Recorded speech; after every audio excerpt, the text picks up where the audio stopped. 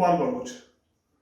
वजीर खजाना शौकत तरीन ने वजीर आजम इमरान खान की मुआशी पॉलिसी पे अमल दरामद करने से इनकार कर दिया।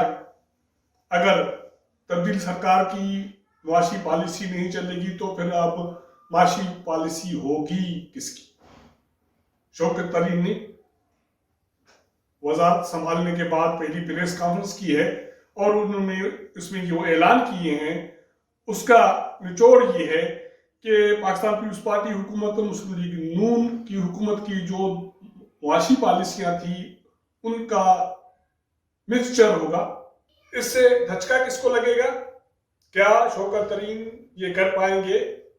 तब्दीली सरकार, फैमिली बिजनेस, सनत और दूसरा ये है कि सिर्फ किसी एक इदारे को नहीं, अब लोगों के लिए आपको जो अपने माली वसाइल हैं उनका दरवाजा खोलना पड़ेगा, वरना काम नहीं चलना। प्रेस कॉन्फ्रेंस में क्या है इस पे बात करेंगे। बहुत सारे तफसीलात हैं, पॉलिसी शिफ्ट है, ना सिर्फ पॉलिसी शिफ्ट है लेकिन ये है कि अब अपर क्लास नहीं, अब फिर नीचे जाना पड़ेगा। ये ऊपर जाना नीचे जाना, ये पाकिस्तान की जो मुआशी पॉलिसी है इसमें अदम इस्तेहकाम का ही ये नतीजा है कि हम भुगत रहे हैं। तो हम बात कर रहे थे शौकत तरीन की प्रेस कॉन्फ्रेंस की। जिन दोस्तों ने मेरा चैनल सब्सक्राइब नहीं किया या नए दोस्त देख रहे हैं तो सब्सक्राइब करें, वॉच करें, शेयर करें। तो बात ये हो रही थी कि शौकत तरीन ने वज़ारत खजाना का कलमदार संभाला, उसके बाद उसने चीजें देखी, उसको टटोला, आगे पीछे किया और उसके बाद वो मीडिया के सामने आए और उन्होंने जो पॉलिसी शिफ्ट बताई या ये चीज बताई कि अब जो मुआशी मामलात के हवाले से जो एक फ्रीजिंग थी ये काम नहीं चलेगा, अब हमें गियर शिफ्ट करना पड़ेगा। अब गियर शिफ्ट के हवाले से वो तो टॉप गियर में जाने की बात कर रहे हैं, अब उसको ये कुछ सब कुछ करने देंगे?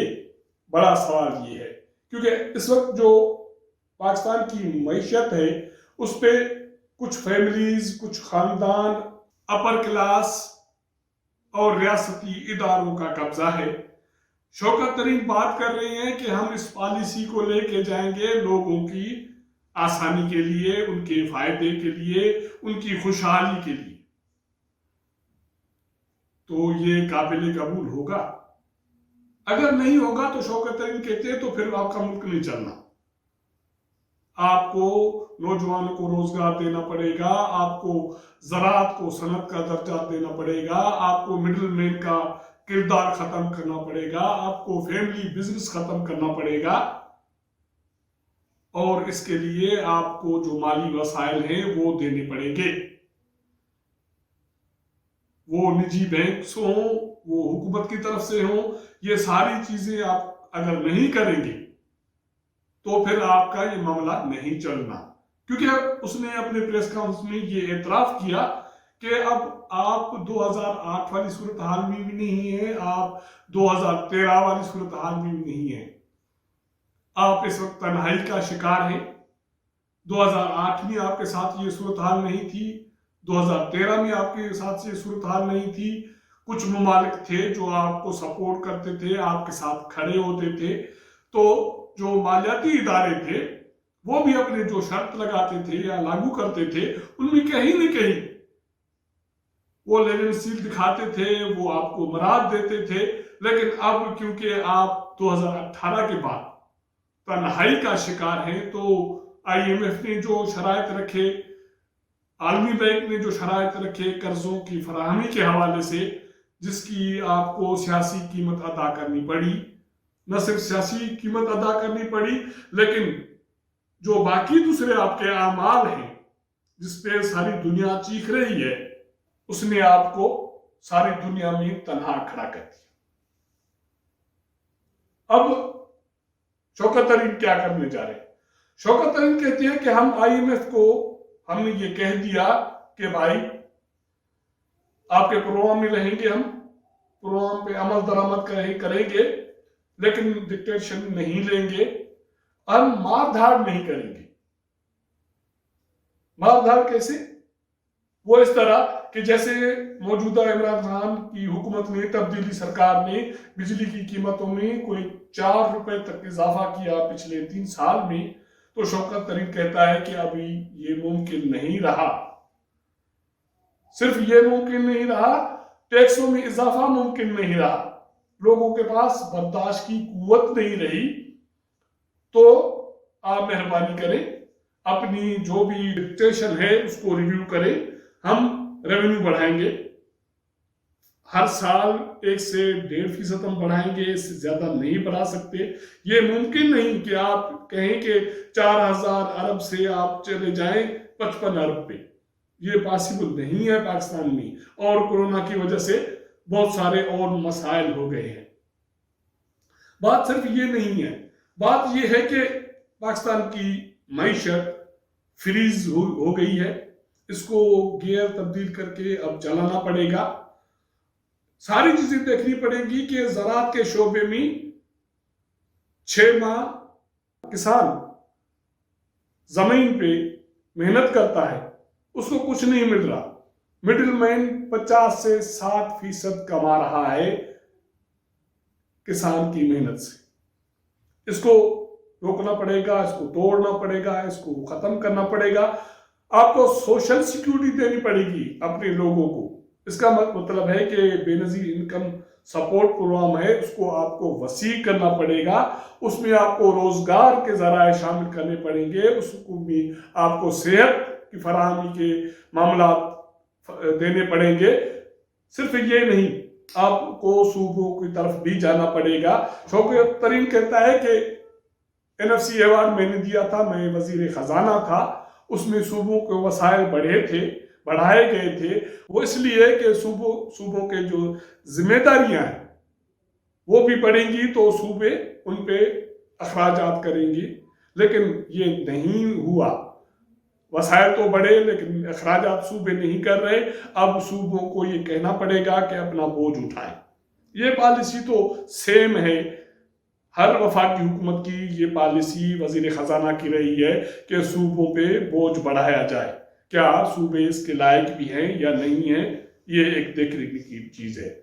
उसके साथ साथ शौकत तरीन कहते हैं कि चीन को रिक्वेस्ट करेंगे कि यहां सनतें लगाएं, यहां सामान तैयार करें और यहां से एक्सपोर्ट करें, ताकि पाकिस्तान में रोजगार के मौके पैदा हो सके। क्योंकि हमारे पास रोजगार के मौके नहीं है। हमें ज़राअत को सनत का दर्जा देना पड़ेगा। पानी की बेहतरी, खाद की फराहमी और जो कर्जाजात हैं उनकी फराहमी के लिए हमें किसानों को मराद देने पड़ेंगे। उसके साथ साथ वो कहता है कि IT सेक्टर, उस पर तवज्जो देनी पड़ेगी। इस वक्त उसकी जो ग्रोथ है या उसकी जो जनरेशन है वो कोई तकरीबन 60-62 के लगभग है। ये 100% तक हो सकती है। आपके नौजवान रोजगार प्रोग्राम अभी तक 3 सालों में सिर्फ 8,500 नौजवानों को आप रोजगार दे सके हैं या उनको कर्ज जात मिले।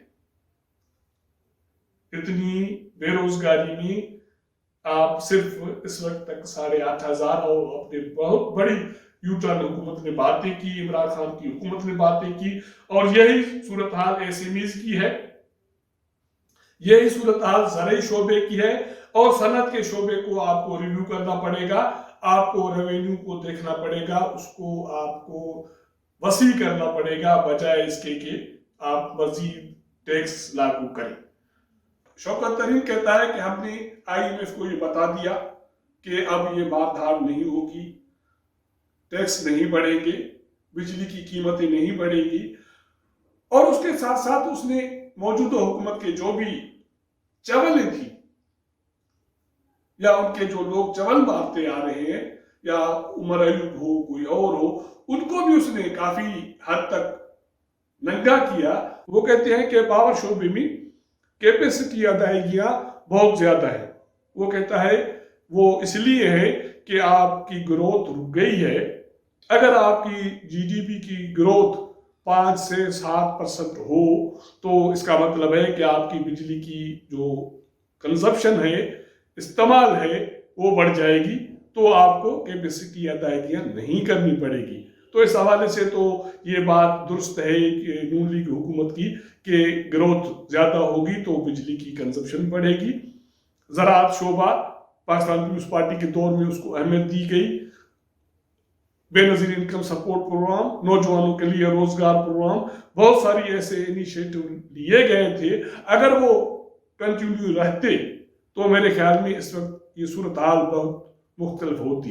लेकिन इन सारे जो इकदाम माजी के थे, वो मुशर्रफ का IT रिवोल्यूशन हो, वो पाकिस्तान पीपल्स पार्टी का बेनजीर इनकम सपोर्ट प्रोग्राम हो, रोजगार के मौके हों, ज़राअत शोबे के इनिशिएटिव्स देने का अमल हो, या उसके बाद मुस्लिम लीग नून के जो इंफ्रास्ट्रक्चर का शोबा है उस पर खर्चे बढ़ाने हों और रोजगार की फराहमी के मंसूबे शुरू करने हों, ये सारे मंसूबे किस लिए रोके?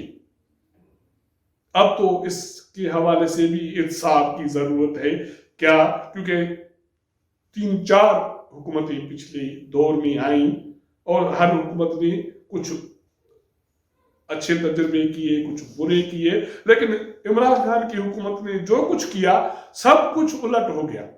वो ज़राअत का शोबा हो, सनत हो, रोजगार हो, IT का शोबा हो। तो शौकत तरीन कहते हैं कि पहले ये कहा जाता था कि ट्रिकल डाउन, ऊपर से नीचे। वो कहता है कि अब नहीं चलेगा, अब हमें फिर से दोबारा नीचे उन लोगों के पास, उन गरीब के पास जाना पड़ेगा, उसको उठाना होगा और उसको खुशहाली देनी होगी, वरना मामला नहीं चलेंगे। सिर्फ बात यहाँ तक नहीं रुकती, आपको ग्रोथ मोमेंटम बनाना है और आपको दुनिया को ये दिखाना है कि हम अपने लोगों को खुशहाल करना जानते हैं, उनको खुशहाल देखना चाहते हैं। तो इसलिए आए हमारा साथ। अब देखते हैं कि IMF का रद्द-ए-अमल क्या है और जो फैमिलीज, जो शोबे, जो जिन पे रियासती इदारों का कब्जा है, जो शौकत तरीन छुड़ाना चाहते हैं, उनका रद्द-ए-अमल क्या होगा? क्या शौकत तरीन चल पड़ेंगे? ये बजट के बाद पता चल जाएगा। अगर हमारा ये व्लॉग आपको पसंद आए तो अपने दोस्तों के साथ शेयर कीजिएगा, अपना फीडबैक हमें दीजिएगा। आपको हम अपडेट करते रहेंगे अगले प्रोग्राम में। तब तक इजाजत दीजिएगा। अल्लाह हाफ़िज़।